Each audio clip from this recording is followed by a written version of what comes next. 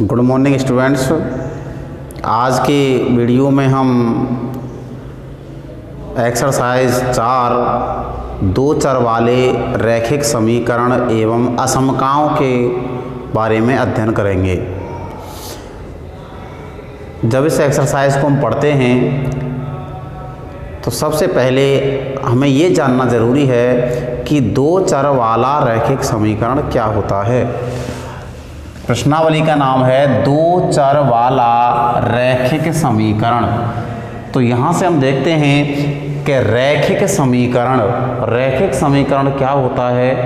ऐसा समीकरण जिसमें चरराशि की अधिकतम घात 1 होती है, वैसे समीकरण को हम रैखिक समीकरण कहते हैं। तो रैखिक समीकरण का मतलब होती है जिसका घात 1 हो, एक घात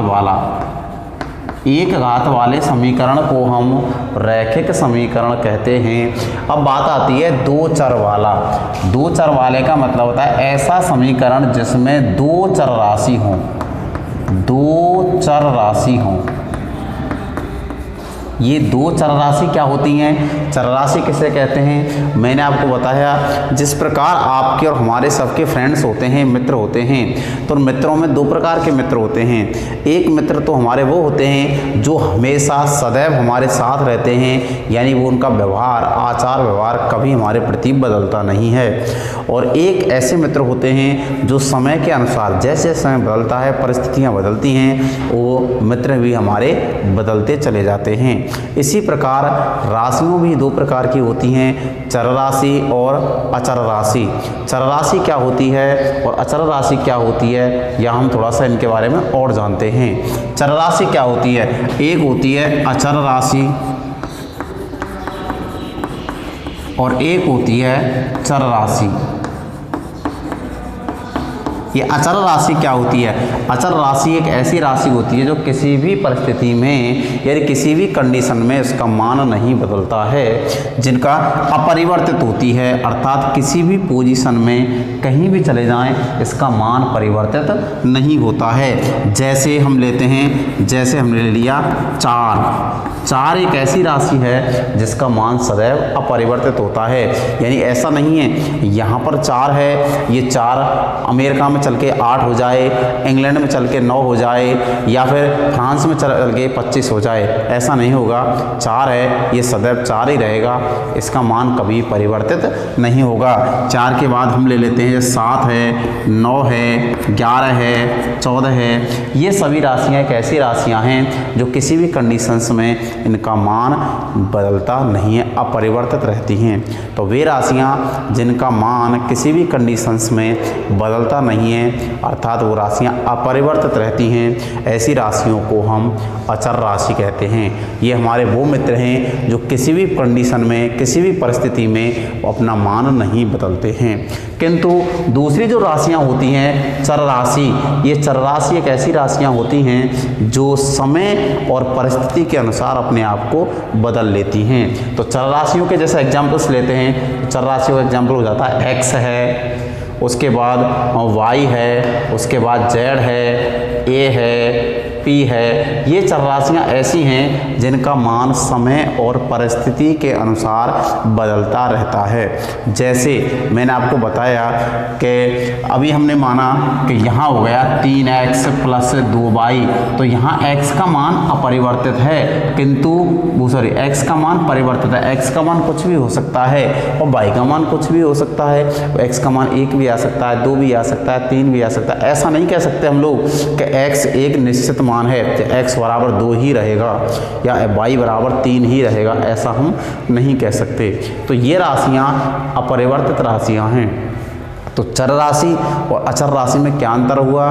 चर राशियाँ एक ऐसी राशियाँ होती हैं जिनका मान समय और परिस्थिति के अनुसार बदलता रहता है, किंतु अचर राशियाँ वो होती हैं जो सदैव अपरिवर्तित रहती हैं, अर्थात किसी भी कंडीशन में उनका मान बदलता नहीं है। चाहे स्थान कोई भी हो, जगह कोई सी भी हो, परिस्थितियाँ कुछ भी हों, इनका मान सदैव अपरिवर्तित रहता है। तो हम वापस आते हैं हमारे टॉपिक टॉपिक था हमारा दो चर वाला रैखिक समीकरण। तो यहाँ दो चर का मतलब है ऐसा समीकरण जिसमें दो चर राशियाँ होंगी, और रैखिक का मतलब होता है उसकी घात एक होगी। तो हमारे दो चर वाले रैखिक समीकरण की परिभाषा क्या हुई कि एक ऐसा समीकरण जिसमें दो चर राशियाँ होती हैं तथा उनकी घात सदैव एक होती है, ऐसे समीकरण को हम दो चर वाला रैखिक समीकरण कहते हैं। जैसे मैंने आपको बताया, तो रैखिक समीकरण का शाब्दिक रूप क्या हुआ, शाब्दिक अर्थ क्या हुआ, रैखिक समीकरण ऐसा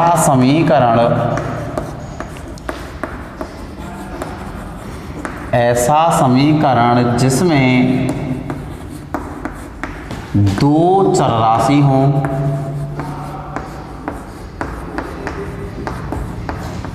ऐसा समीकरण जिसमें दो चर राशि हों तथा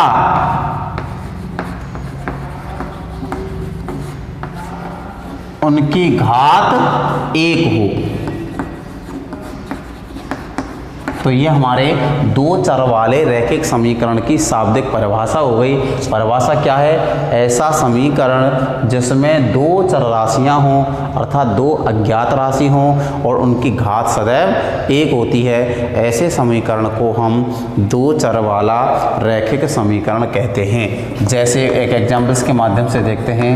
जैसे इसका उदाहरण लेते हैं हम, 2x + 3y = 8। तो हम यहाँ देखते हैं ये जो हमारा समीकरण दिया गया है 2x + 3y = 8। तो यहाँ हम देखते हैं कि यहाँ चर राशि x है, दूसरी चर राशि y है। x एक चर राशि है, y भी एक चर राशि है। तो ऐसा समीकरण जिसमें दो चर राशियाँ हों तथा उनकी घात एक हो, यहाँ हम देखते हैं x की घात भी एक है, y की घात भी एक है। तो ये रैखिक समीकरण हो गया। तो ऐसा समीकरण जिसमें दो चर राशियाँ होती हैं तथा उनकी घात सदैव एक होती है, उसे हम दो चर वाला रैखिक समीकरण कहते हैं। नेक्स्ट हम और उदाहरण ले सकते हैं इसमें। जैसे हमने एग्जाम्पल ले लिया 3x - 4y = 9। तो यहाँ भी समीकरण में दो चर राशियाँ हैं, एक चर राशि x है, दूसरी चर राशि y है। x की अधिकतम घात एक है और y की भी अधिकतम घात एक है। तो ये भी दो चर राशि वाला रैखिक समीकरण हो गया। दो चर राशियाँ हैं इसलिए दो चर वाला हो गया, घात अधिकतम एक है इसलिए ये रैखिक समीकरण हो गया। तो क्लियर हो गया, दो चर वाला रैखिक समीकरण क्या होता है, ऐसा समीकरण जिसमें दो चर राशियाँ होती हैं तथा उनकी घात एक होती है, ऐसे समीकरण को हम दो चर वाला रैखिक समीकरण कहते हैं। तो क्लियर, यस है। तो फिर आगे बढ़ते हैं। दो चर वाला रैखिक समीकरण हमारी समझ में आया। उसके बाद हमारी प्रश्नावली का नाम है दो चर वाले रैखिक समीकरण एवं अशमिकाएँ। अब हमें क्या करते हैं, हम जो इस टॉपिक के अंदर पढ़ते हैं ये टॉपिक माध्यमिक शिक्षा बोर्ड की दृष्टि से बहुत इम्पोर्टेंट टॉपिक है और ये टॉपिक हमेशा माध्यमिक शिक्षा बोर्ड में 6 अंक का एक मेजर क्वेश्चन लेके आता है। आपके पास सेक्शन खंड दा जो आता है, खंड दा में ये क्वेश्चन आता है, ये 6 अंक का, जिसका नाम है रैखिक समीकरण, दो चर वाला रैखिक समीकरण। तो इस प्रश्नावली को पढ़ना और समझना आपके लिए अत्यंत ज़रूरी है, यह अत्यंत आवश्यक है। क्यों आवश्यक है, बहुत इम्पोर्टेंट प्रश्नावली है, क्योंकि इस प्रश्नावली में से माध्यमिक शिक्षा बोर्ड में 26वां क्वेश्चन नंबर 26 आता है और 6 नंबर का क्वेश्चन होता है। 6 अंक का एक क्वेश्चन होता है और वो क्वेश्चन किस तरह से आता है, उसको कैसे हल किया जाता है, ये हम आज की वीडियो का हमारा मेन विषय है। तो क्वेश्चन किस तरह से आता है देखते हैं भाई। निम्न रैखिक समीकरण युग्म को, बोर्ड में जो क्वेश्चन आता है उसको देखते हैं क्वेश्चन किस तरह से आता है। निम्न रैखिक समीकरण युग्म को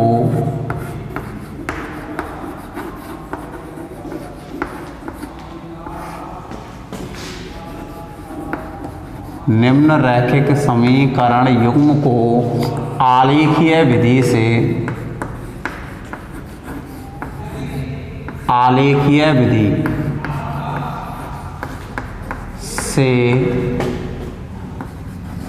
हल कीजिए।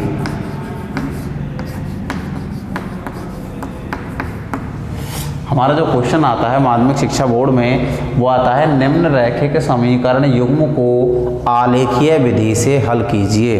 अब यहाँ पर एक चीज़ आपको तुरंत ही और सीख लेनी है।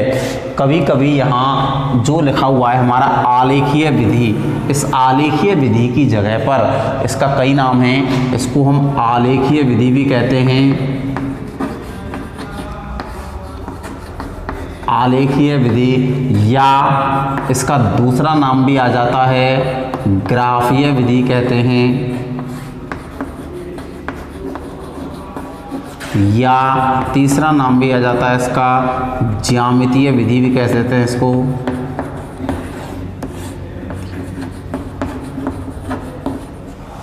तो हमारे पास जब आता है आलेखीय विधि, ग्राफीय विधि या ज्यामितीय विधि, बात एक ही होती है। जब किसी दो चर वाले रैखिक समीकरणों को आलेखीय विधि से हल करना होता है तो कैसे हल करते हैं। क्वेश्चन है निम्न रैखिक समीकरण युग्म को आलेखीय विधि से हल कीजिए। आलेखीय विधि के दो नाम और भी हैं, इनको हम ग्राफीय विधि या ज्यामितीय विधि भी कहते हैं।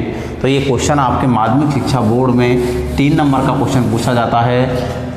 तो इसका एक एग्जाम्पल्स के माध्यम से हम आपको समझाने का प्रयास करते हैं। एग्जाम्पल है आपका 2x + 3y, 2x + 3y = 13 है। और जो दूसरा समीकरण जो दिया गया है वो दूसरा समीकरण हम ले लेते हैं कोई भी, 5x - 2y = 4, 5x - 2y = 4। हमारे पास पहला जो समीकरण दे रखा है 2x + 3y = 13 है, और जो दूसरा समीकरण दे रखा है 5x - 2y = 4। तो हम देखते हैं कि दोनों समीकरणों को जब हम बारीकी से ध्यान से गौर से देखते हैं तो पहले समीकरण में चर राशि x और चर राशि y है, दो चर राशियाँ हो गई, और दोनों चर राशियों की अधिकतम घात 1 हो गई। तो इसका मतलब यह दिया गया समीकरण एक दो चर वाला रैखिक समीकरण हुआ। दूसरे समीकरण की बात करते हैं 5x - 2y = 4। इस समीकरण में भी दो चर राशियां हैं x और y, और दोनों की अधिकतम घात भी 1 है। तो ये भी हमारा एक दो चर वाला रैखिक समीकरण हो गया। अब क्वेश्चन कह रहा है हमारा निम्न समीकरण युग्म को आलेखीय विधि से हल कीजिए। आलेखीय विधि से हल कैसे करते हैं तो यहाँ देखते हैं। सबसे पहला जो काम करते हैं वो है हमारा समीकरण 1 से, समीकरण 1 से, यानी जो हमारे पास फर्स्ट समीकरण है, पहला समीकरण है, उसी समीकरण को हमें लिखना है।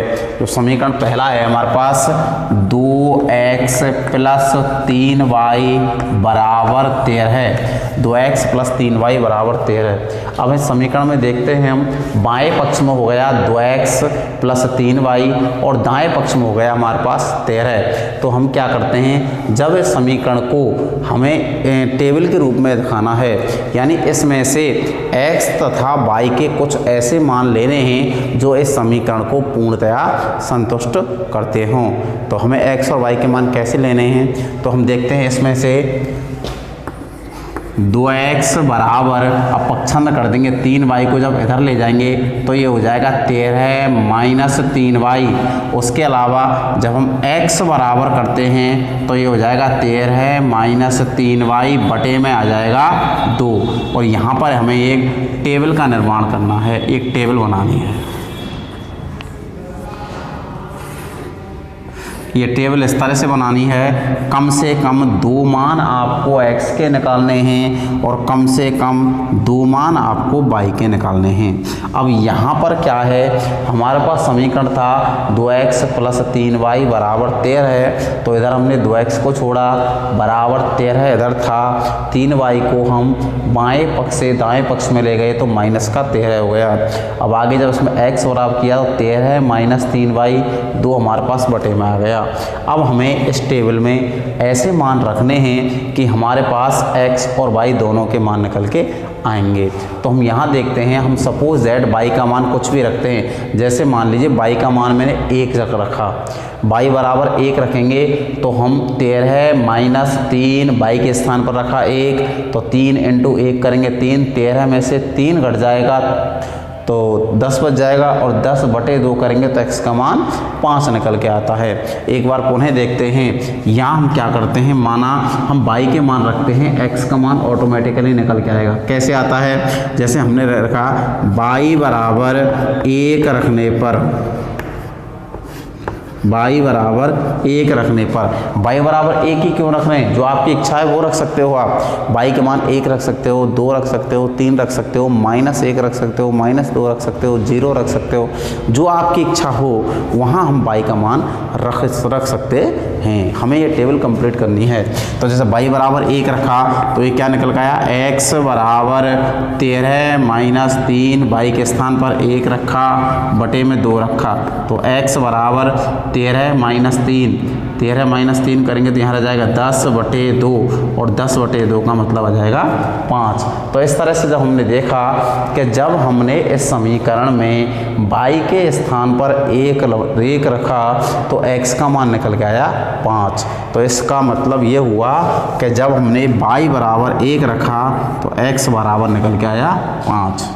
ऐसे ही आपको दूसरा मान भी रखना है, कुछ भी रख सकते हैं आप दूसरा मान। जैसे मान लीजिए सपोज दैट मैं y का मान 2 रखता हूँ, तो y का मान जब 2 रख दूंगा तो y बराबर 2 रखने पर आ जाएगा, तो x बराबर 13 माइनस 3 इंटू 2, 3 दूना 6, 13 में से 6 घट जाएगा तो यहाँ बचेगा 7 बटे 2, और 2 का भाग जब 7 में देंगे तो 2 से 7 पूर्णतया विभाजित नहीं होगा। इसलिए ऐसे मानों को जहाँ तक हमें प्रयास करना है ऐसे मान नहीं रखने हैं जो उससे पूर्णतः विभाजित नहीं होते हैं। एक बार दोबारा से इस कंडीशंस को समझने का प्रयास करते हैं। जैसे मैंने आपको बताया y बराबर 2 रखने पर, तो जब हम y बराबर 2 रखते हैं तो कैसे आएगा, x बराबर 13 माइनस 3, y के स्थान पर 2 बटे 2। तो अब देखो x बराबर 13, 3 दूना 6 हो जाएगा, बटे में 2 आएगा, x 13 में से 6 गए तो 7 बटे 2। अब यहाँ देखते हैं 2 7 को पूर्णतया विभाजित नहीं करता है। अगर हम 2 का भाग 7 में देते हैं तो हमारी पूर्णांक संख्या निकल के नहीं आती है। तो ऐसी स्थिति में ऐसे मानों को हमें नहीं रखना है। हमें एक ऐसा मान स्थापित करना है कि जिससे कि हमारा एक पूरा पूर्णांक निकल के आए, चाहे वो माइनस में आए या प्लस में आए, वो एक अलग चीज़ है, लेकिन पूरी पूर्णांक निकल के आना चाहिए। तो हम यहाँ देखते हैं जब हमने y बराबर 1 रखा तो x का मान पूर्णांक में निकल के आया 5, किंतु जब हमने y बराबर 2 रखा तो x का मान पूर्णांक में निकल के नहीं आया, अर्थात 2 7 को विभाजित नहीं करता है। तो ये मान आपको नहीं लेना है। तो ऐसे मान को हम थोड़ी देर के लिए निरर्थक कर देते हैं। तो यहाँ हमें एक ऐसे मान की तलाश है जो पूर्णांक में प्राप्त हो। तो y बराबर 2 रखने पर नहीं आया। अब सपोज दैट हम y बराबर 3 रखते हैं। जब y बराबर 3 रखते हैं, y बराबर 3 रख देंगे स्थान पर, तो y बराबर 3 रखने पर तो x बराबर 13 माइनस 3, यहाँ 3 आ जाएगा, तो 3 इंटू 3 करेंगे तो 9 हो जाएंगे, और 13 में से 9 बढ़ जाएगा तो यहाँ 4 बचेगा, और 4 बटे 2 रख देंगे तो ये मान एक पूर्णांक में प्राप्त हो जाएगा। तो ऐसी स्थिति में हम क्या मान रखते हैं, y बराबर 3 रखने पर, जब हमने y बराबर 3 जमाया तो क्या हुआ, x बराबर 13 माइनस 3, y के स्थान पर 3 बटे 2, तो x बराबर 13 माइनस 3 तिया हो जाएगा 9, और बटे में हो जाएगा 2।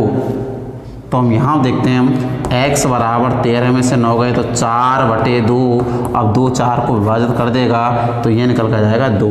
तो हमने यहाँ पर देखा जब हमने y का मान 3 रखा तो x का मान पूरी तरह से निकल गया कितना 2। तो यहाँ हमने इस टेबल को पूरा किया, जब हमने y = 3 रखा तो x का मान निकल गया 2।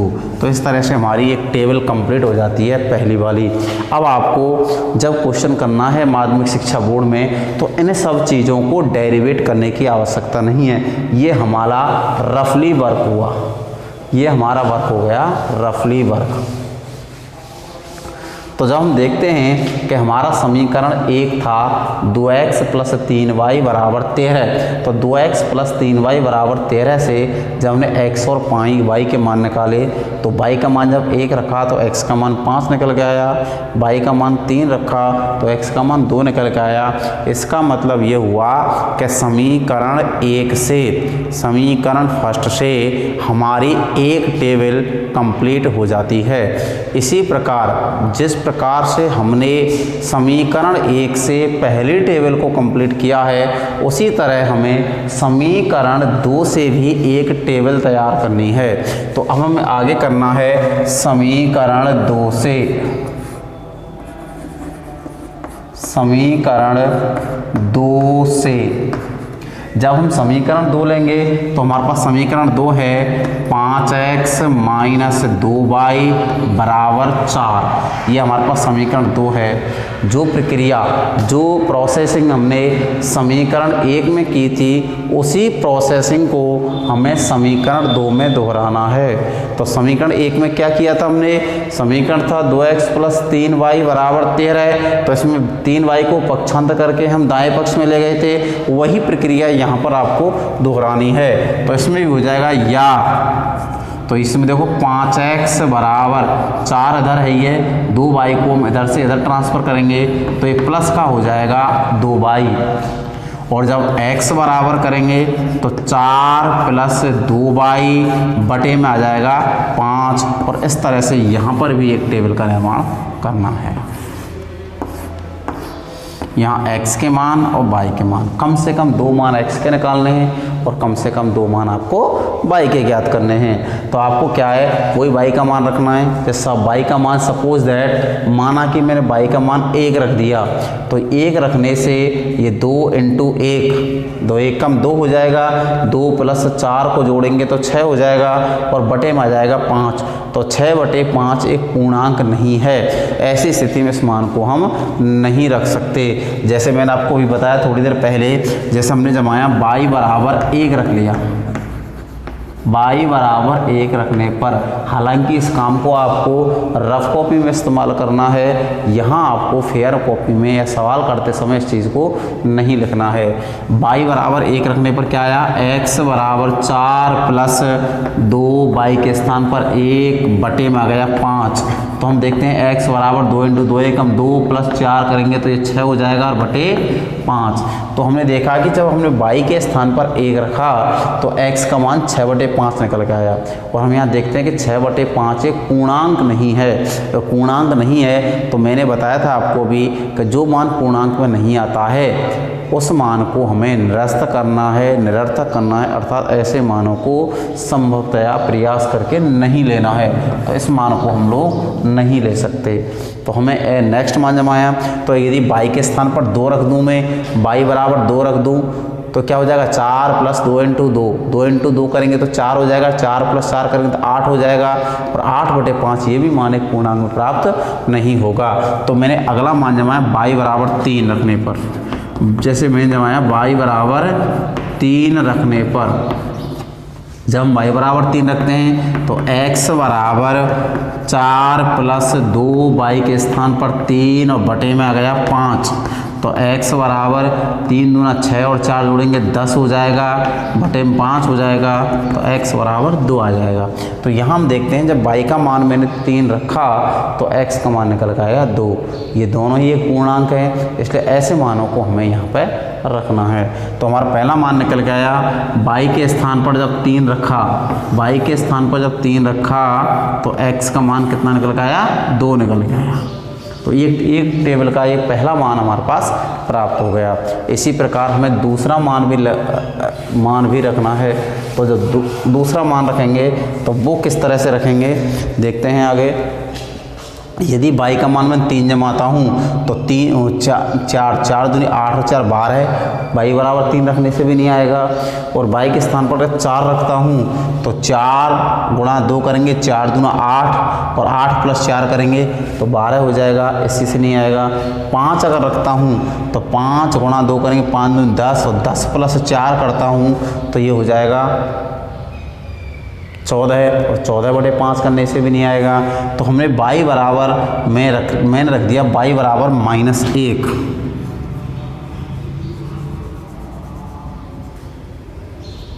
तो हम क्या करते हैं ऐसी कंडीशन में, हमने एक मान जमाया y बराबर -2 रखने पर। तो मैंने y के बराबर जगह पर सबके ऊपर क्या रख रहे हैं भैया, -2 रख रहे हैं। तो हम देखते हैं x बराबर 4 + 2, y के स्थान पर -2/5। तो x बराबर 4, 2 का गुणा -2 से करते हैं तो कितना हो जाएगा माइनस का भैया, ये माइनस का हो जाएगा 4, 2 × 2 -4 बटे में आ गया 5। x बराबर 4 में से 4 घटाया 0/5 तो x बराबर आ गया 0। तो इस तरह से हमने देखा कि जब मैंने y का मान -2 रखा, y का मान -2 रखा तो x का मान कितना निकल के आया, 0 निकल के आया। तो y का मान जब हमने रखा -2 तो x का मान निकल के आया 0। इस तरह से हमने देखा कि समीकरण 1 से हमने एक टेबल तैयार किया, समीकरण 2 से भी हमने एक टेबल तैयार किया। तो समीकरण 1 और 2 दोनों से हमारे पास जब टेबल तैयार हो जाती हैं तो उसके बाद हमारे पास कार्य आता है आपका ग्राफ पेपर का। अब हमारा क्वेश्चन था निम्न रैखिक समीकरण युग्म को आलेखीय विधि से हल कीजिए। हमने समीकरण 1 से एक टेबल तैयार कर ली, समीकरण 2 से दूसरी टेबल तैयार कर ली। इसके बाद हमारा काम हो गया इसका ग्राफ से निरूपण करना। अब इसको ग्राफ से निरूपण करेंगे। तो ग्राफ से निरूपण करने के लिए क्या करना है, आपको अपना ग्राफ पेपर लेना है और उस ग्राफ पेपर पर लगभग मध्य में एक रेखा ऊपर से नीचे की तरफ खींचनी है और एक रेखा आपको बाएं से दाएं खींचनी है। तो ये काम आपको अपनी ग्राफ कॉपी के अंदर करना है। जब इस तरह से हम दोनों लाइन खींचेंगे तो आपको पता है जो आड़ी लाइन खींची जाएगी बाएं से दाईं ओर वो हमारा एक्स अक्ष होता है, और जो ऊपर से नीचे की तरफ जो रेखा खींची जाएगी ऊर्ध्वाधर रेखा उसे हम वाई अक्ष के नाम से जानते हैं। जो ऊर्ध्वाधर खींची गई रेखा वाई अक्ष होती है, क्षैतिज रूप से खींची गई रेखा एक्स अक्ष के नाम से जानी जाती है। और जहाँ पर दोनों रेखाएं एक्स अक्ष और वाई अक्ष जिस स्थान पर प्रतिच्छेद करते हैं उस स्थान को हम मूल बिंदु कहते हैं। तो मूल बिंदु कहते हैं। तो इधर की तरफ हम देखते हैं, इधर की तरफ रेखा जब आती है तो ये आपका एक्स अक्ष हो गया, इधर की तरफ देखते हैं ये एक्स डैश अक्ष हो गया, ऊपर देखते हैं वाई अक्ष हो गया और नीचे की तरफ देखते हैं तो ये वाई डैश अक्ष हो गया। उसके बाद क्या करना है, मूल बिंदु से x की तरफ जाएंगे तो धनात्मक आएंगे। आपको की ग्राफ होती है उसमें 1-1 सेंटीमीटर पर खाने बने होते हैं। तो यहाँ आ जाएगा 1, फिर 1 सेंटीमीटर बाद यहाँ हो जाएगा 2, फिर 1 सेंटीमीटर बाद यहाँ हो जाएगा 3, फिर 1 सेंटीमीटर बाद यहाँ हो जाएगा 4, फिर 1 सेंटीमीटर बाद यहाँ हो जाएगा 5। इस तरह से बहुत सारे चिन्ह आपके ग्राफ में लगे हुए होते हैं। x की तरफ धनात्मक चिन्ह आएंगे। अब हम बात करते हैं इधर की तरफ माइनस के चिन्ह आते हैं। इधर की तरफ देखते हैं माइनस का 1 आता है, यहाँ देखते हैं माइनस का 2 आता है, यहाँ माइनस का 3 आता है, माइनस का 4 आता है। इस तरह से आगे बढ़ते हुए आते हैं। उसी प्रकार ऊपर जब चलते हैं तो यहाँ प्लस के चिन्ह आते हैं, प्लस का 1, यहाँ देखते हैं प्लस का 2, प्लस का 3, प्लस का 4, प्लस का 5। और जो नीचे देखते हैं यहाँ पर तो यहाँ माइनस का 1, यह आपका माइनस का 2, यहाँ देखते हैं माइनस का 3, माइनस का 4, माइनस का 5, माइनस का 6। और यहाँ पर ये होता है मूल बिंदु यानी कि 0, 0 होता है। इसके बाद हमारा जो काम है वो हमें क्या करना है, हमें जो टेबल नंबर 1 निकल के आई है उस टेबल 1 के मानों को इस ग्राफ पर प्रदर्शित करना है। तो यहाँ हम टेबल 1 की बात करते हैं, x का मान +5 और y का मान +1। तो हम देखते हैं इसमें अंदर देखते हैं x का मान +5 कहाँ आएगा, x का +5 इस स्थान पर गया और y का +1 है, y का +1 इस स्थान पर होगा। तो हमारा पहला बिंदु कहाँ आया, x के 5 की सीध में और y के 1 की सीध में। तो यहाँ पर हमारा ये पहला बिंदु निकल के आता है। ढंग से समझना है, गौर से समझना है। यहाँ पहली टेबल की बात करते हैं, x का मान 5 है, y का मान 1 है। तो हम देखते हैं x का 5 ये हो गया और y का 1 ये हो गया। तो इधर x के 5 की सीध में और y के 1 की सीध में देखते हैं तो हमारा पहला बिंदु प्राप्त हो जाता है। उसी प्रकार जब पहली टेबल का दूसरा मान देखते हैं, x का मान +2 और y का मान +3। तो x का मान +2 देखते हैं, x का +2 ये हो गया और y का +3 और y का +3 ये हो गया। तो इस x के +2 की सीध पर चलना है और इधर प्लस के 3 की सीध पर चलना है। तो एक बिंदु आपका यहाँ पर प्राप्त हो जाता है। तो इस तरह से हमने देखे हमारे 2 बिंदु प्राप्त हो गए, एक बिंदु प्राप्त हो गया ये वाला और एक बिंदु प्राप्त हो गया ये वाला। इस बिंदु के निर्देशांक हो गए x का 5 y का 1, इस बिंदु के निर्देशांक हो गए x का 2 y का 3। अब हमें क्या करना है, अब हमें एक अपना स्केल लेना है, स्केल बोलो तो पैमाना। अब हम पैमाना लेकर के इन दोनों बिंदुओं को मिलाते हुए एक सीधी लाइन खींच देनी है, एक सीधी रेखा प्राप्त करनी है। हमें इन दोनों बिंदुओं को क्रॉस करती हुई एक लाइन आपको खींचनी है। इन दोनों बिंदुओं को क्रॉस करती हुई हमारी एक काटती हुई एक रेखा खींचनी है। इस तरह से दोनों बिंदुओं को क्रॉस करती हुई एक रेखा आ जाएगी हमारे पास। बोलो समझ में आ रहा है कि नहीं आ रहा है। उसके बाद क्या करना है, उसके बाद हमें ये जो रेखा खींची है ये हमारी इस समीकरण की है। तो इस रेखा पर इसका समीकरण लिख देना है। तो इस रेखा पर इसका समीकरण लिख देंगे। इस रेखा का समीकरण है 2x + 3y = 13। तो यहाँ हम लिख देंगे 2x + 3y = 13, जिससे हमें पता लग जाएगा कि ये हमारा समीकरण नंबर 1 की रेखा प्राप्त हुई है। उसके बाद बात करते हैं हम दूसरी रेखा की, जो दूसरी रेखा प्राप्त होगी दूसरे समीकरण से। तो इसमें देखते हैं x का मान 2 और y का मान 3। तो वापस हम देखते हैं इसमें x का मान 2 है, y का मान 3 है। x का मान 2 है और y का मान 3 है। तो ये बिंदु दोनों में सेम आ गया, पहले में भी आया था और ये दूसरे में भी आ रहा है। उसके बाद नेक्स्ट देखते हैं x का मान 0 है, y का मान -2 है। x का 0 ये गया और y का -2 है, y का -2 ये गया। तो ये वाला बिंदु इस स्थान पर आ जाएगा।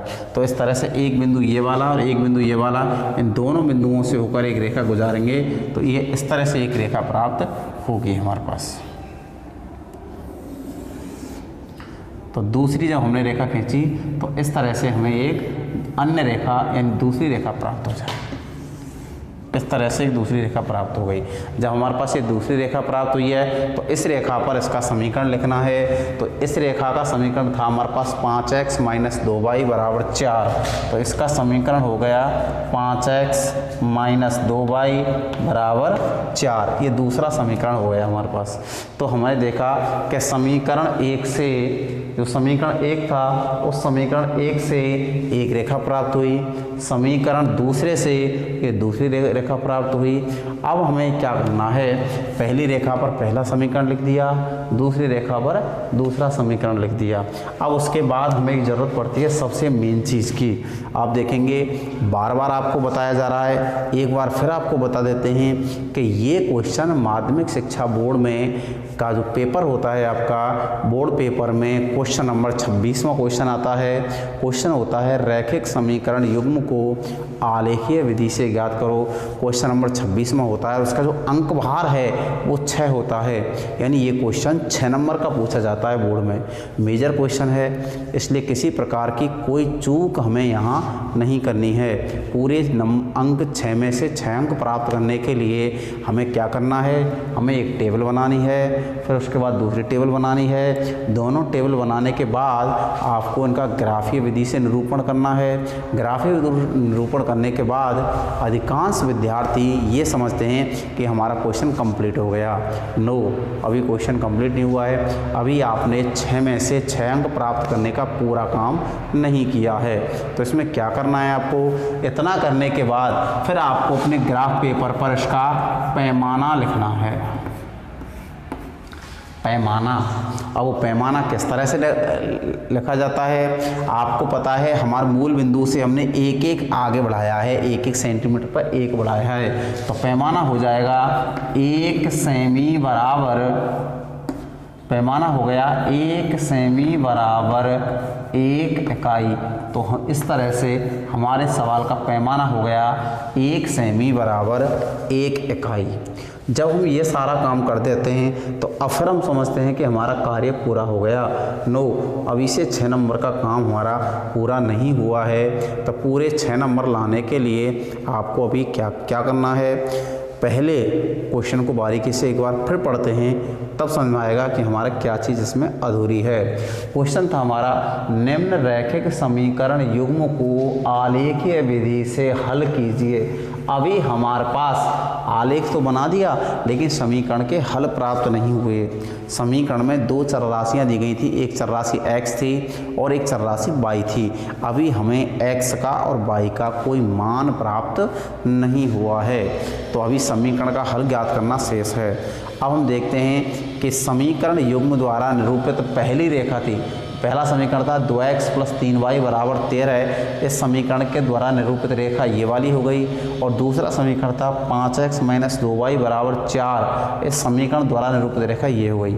अब हमें ये देखना है कि समीकरण युग्म द्वारा जो निरूपित रेखाएं हैं वो एक दूसरे को प्रतिच्छेद कर रही हैं, या एक दूसरे के समानांतर आ रही हैं, या एक दूसरे के संपाती आ रही हैं। प्रतिच्छेद का मतलब होता है जो 2 रेखाएं हमारी प्राप्त हुई हैं, क्या वो 2 रेखाएं एक दूसरे को काट रही हैं। तो यहाँ हम देखते हैं दोनों रेखाएं एक दूसरे को क्रॉस करती हुई नजर आ रही हैं। यदि समीकरण में दोनों रेखाएं एक दूसरे को प्रतिच्छेद कर रही हैं, तो जिस बिंदु पर प्रतिच्छेद करती हैं उस बिंदु के निर्देशांक ही उस समीकरण के हल कहलाते हैं। तो हमें इसमें लिखना है आपको, चूँकि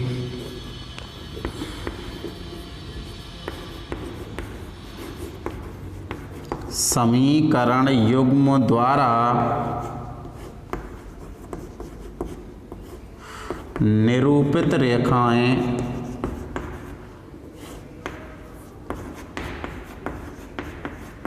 समीकरण युग्म द्वारा निरूपित रेखाएं देखो प्रतिच्छेद कर रही हैं, काट रही हैं, तो कौन से बिंदु पर काट रही हैं, इस बिंदु पर काट रही हैं। तो इस बिंदु पर हम देखते हैं कि x का मान हो गया 2 और इसमें y का मान हो गया 3। तो इसके निर्देशांक हो गए 2,3, x के 2 के सीध पर, y के 3 के सीध पर। तो हम देखते हैं कि समीकरण युग्म द्वारा निरूपित रेखाएं 2,3 पर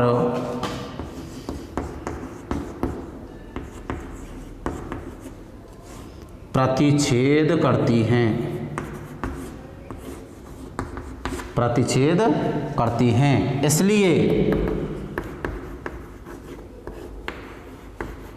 समीकरण का हल,